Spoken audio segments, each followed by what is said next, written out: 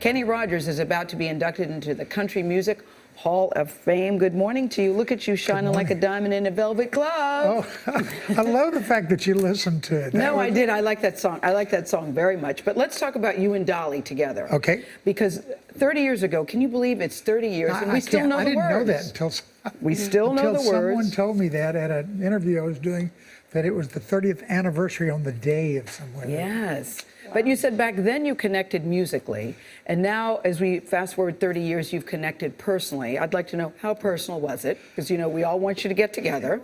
And what does that mean? Well, we're both married. Why would you want us to get together? Well, I guess, yeah, we should let that go. No, in all fairness, Dolly and I have been accused of having an affair for the last 30 years. That's right. And we never did. What we've done is we've flirted with each other for 30 years. Yeah. You know? I do it in front of my wife because I know it's harmless. And it gives us a great tension when we work together. But she's one of those rare people that if she walked in the door and I hadn't seen her in 5 years, it would be like we were together yesterday. Yes. I mean. And so what did Dolly say, or did she approach you about coming back and doing the song together? Well, there's a really sweet story about that song. I was in California doing a thing called Stagecoach, a country music festival.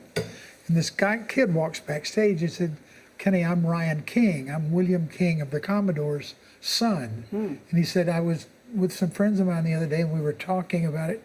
And I told him that some of my favorite memories were when we would go to your place in Athens, Georgia and ride dirt bikes and stuff with your son, Chris." And he said, "I told him at that time, I realized you can't make old friends." And I thought, boy, what a great song that would make. So the next day I was in New York with Don Schlitz, who wrote The Gambler. And I told him the story and he said, "Can I have a shot at writing this song?"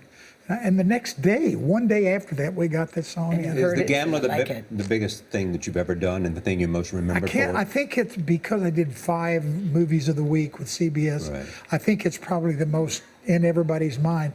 But Islands in the Stream was voted best duet of all time, and The Gambler was voted best country song of all time. So I don't know which sold more or less, but I love Lady. That's my favorite Kenny Rogers song. I love that song. Do you have a favorite Kenny Rogers song?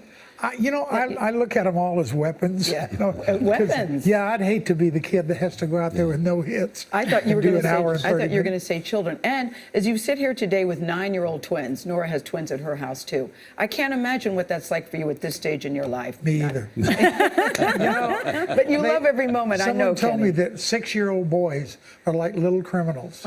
So my whole goal was to get them safely into prison before I died. And how are twins different? Well, it's funny because they're independent, but they're so dependent. I just dread this age going away because still right now when they walk to a place, the first day of school, they hold hands when they go in. Nice. They just count on each other so much. Well, Kenny Rogers, thank you so much. Great to have you here. Congratulations on being admitted into the Country Hall of Fame. Yeah. That's not bad, is it? Not bad at all. All things considered. Yeah, great. You Can't Make Old Friends goes on sale tomorrow.